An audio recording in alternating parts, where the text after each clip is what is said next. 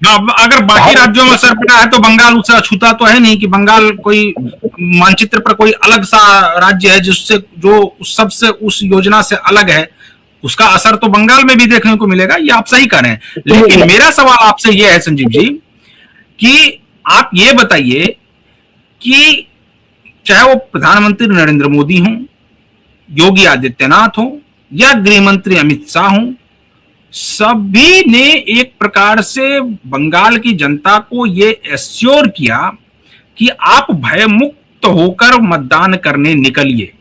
क्या इसका भी असर कुछ हुआ क्या? और लोग ज्यादा से ज्यादा संख्या में मतदान करने के लिए निकले?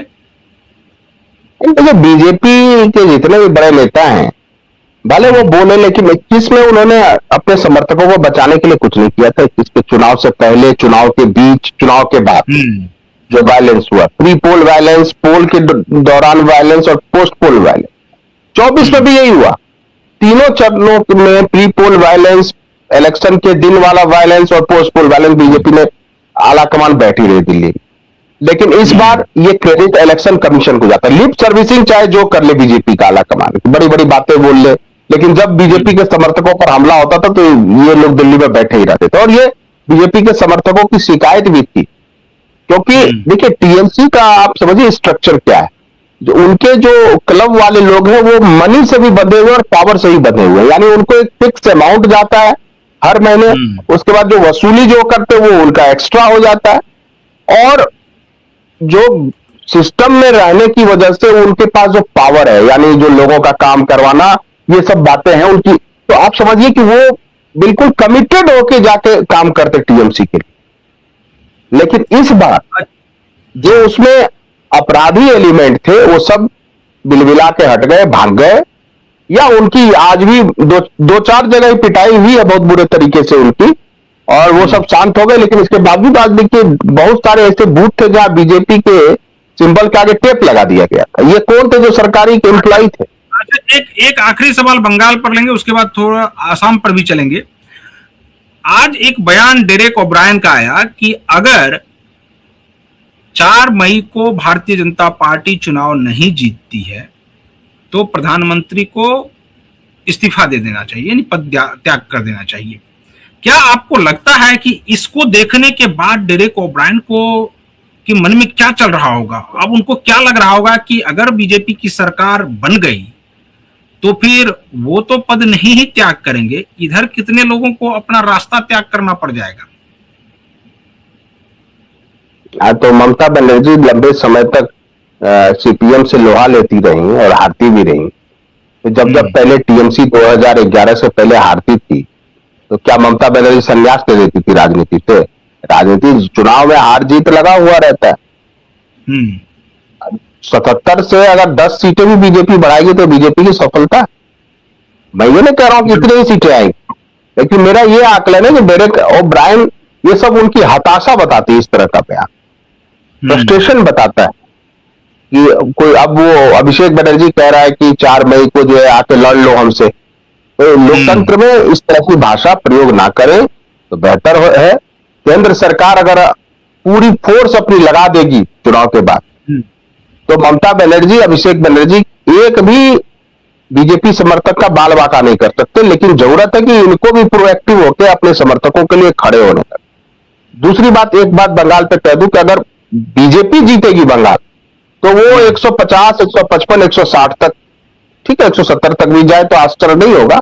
लेकिन इससे ऊपर मुझे लगता है जाए तो वाकई में हैरानी होगी, क्योंकि आप लगभग लगा लो 60, 70, 100 सीटों पर मुस्लिम प्रभाव है। हालांकि अगर पूरी तरह से हिंदू पोलराइज हो जाए, पूरी तरह से हिंदू बनाम मुस्लिम का जो इलेक्शन हो जाता है ये, तो बीजेपी 200 प्लस पार कर जाती। लेकिन वैसा हुआ नहीं है, क्योंकि जो महिलाएं हैं उसमें अभी भी, चाहे नॉर्थ बंगाल की शहरी महिलाएं हो या आप देखिए साउथ बंगाल की शहरी महिलाएं हो या फिर दूसरे क्षेत्र की ग्रामीण महिलाएं हो, उनमें थोड़ा बहुत, चूंकि वो लक्की भंडार और बहुत सारी ऐसी योजनाएं हैं जिसको लेकर थोड़ा बहुत ममता बनर्जी के प्रति आकर्षण है। दूसरी बात यह है कि चूंकि शी इज बांग्ला स्पीकिंग, तो स्वाभाविक है कि वो लैंग्वेज का जो कनेक्ट होता है वो कनेक्ट बाहर के लोगों का तो नहीं होगा। लेकिन ये जरूर है कि शुभेंदु अधिकारी ने जिस तरह से इलेक्शन कैंपेन किया और आप उनका बिल्कुल। साल 2 साल से देखिए, जिस तरह से वो हर जगह गए जहां बीजेपी के समर्थकों पर हमला हुआ,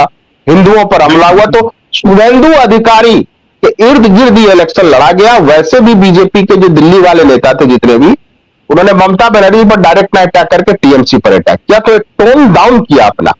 इसलिए इस बार आपने नहीं सुना होगा दीदी ओ दीदी, ये सब कुछ नहीं सुना होगा। ममता बनर्जी को उन्होंने अटैक ही नहीं किया, टीएमसी के सुनने को मिला, लेकिन उसको लोग इग्नोर कर सकते हैं। अब आते हैं असम पर। असम में संजीव जी, हम लोगों की चर्चा ये हो रही थी और लगातार हम लोगों ने इस पर कई डिबेट किया कि असम में भारतीय जनता पार्टी लगभग जीत तय है भारतीय जनता पार्टी की। क्या आपको लगता है कि जो पवन खेरा ने जो आरोप लगाया उसका कोई असर नहीं हुआ? बेसिर पैर का आरोप था और उस आरोप के बाद अब पवन खेरा ही, एक तो उनके ऊपर ही कार्रवाई हो रही है, लेकिन उस आरोप के बाद भारतीय जनता पार्टी और ज्यादा मजबूती हो गई और ये जो अभी जो एग्जिट पोल है वो तो लगभग उसी ओर इशारा कर रहा है।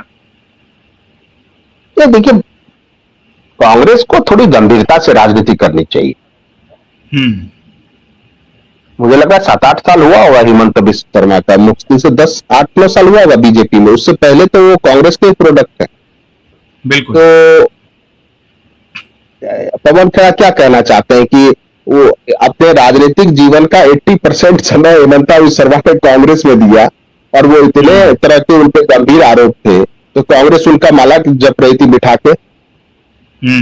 कांग्रेस ने उनको विधायक बनाया, मंत्री बना, कैबिनेट मंत्री बनाया, वो सेकेंड इन कमांड थे उस समय गोगोई साहब के। तो अपने ही पैर पे कुल्हाड़ी मारते कांग्रेस के नेता ही बोलते। दूसरी बात, देखिए, गौरव गोगोई पर जो आरोप लगा रहे थे वो चुनाव के समय नहीं लगा रहे थे, उससे बहुत पहले से लगा रहे थे, बहुत पहले से लगा रहे थे। हिमंता की और बीजेपी के नेता की पाकिस्तान गए, इनकी वाइफ भी पाकिस्तान गई और बाद में वो तस्वीरों के साथ वो चीजें जारी, और बाद में गौरव गोगोई ने एक्सेप्ट भी किया, लेकिन उन्होंने बोला कि एनजीओ के काम के तहत पाकिस्तान गए। तो ये चीज आप देखिए, एक तो मान लो कोई भी पाकिस्तान गया, इसी पर संजीव जी एक उदाहरण अभी खास करके सुधांशु त्रिवेदी का बहुत जबरदस्त याद आ गया। सुधांशु त्रिवेदी एक चैनल पे डिबेट में बैठे हुए थे और यही राघव चड्ढा वाला प्रकरण चल रहा था। उसमें आम आदमी पार्टी ने कहा कि इनके यहाँ जो भी जाते हैं वो सर्फ जाकर के वॉशिंग मशीन में धुल जाते हैं। उस पर उनका बेहतरीन तर्क था और इस तर्क से कम सभी विपक्षी दल को यह सोचना चाहिए कि इस तरह का आरोप ना लगाएं तो ज्यादा बेहतर होगा। उन्होंने कहा, सुधांशु त्रिवेदी ने, कि इसका मतलब आप ये मान रहे हैं कि आपके पास जो है वो सब कूड़ा कचरा है जो यहां आकर के धुल के साफ हो रहे हैं, यानी आपके पास सारे करप्ट लोग आपके पास है, ये तो आप एक्सेप्ट कर रहे हैं ना इसका मतलब। तो यही स्थिति पवन खेरा के साथ हो गई कि उससे पहले तक आप में थे, अगर खास करके हिमंता बिस्व शर्मा, तो आप उनके ऊपर कोई आरोप नहीं लगा रहे थे, लेकिन जैसे ही वो भारतीय जनता पार्टी में चले गए तो आप उनके ऊपर सारे आरोप मर दिए।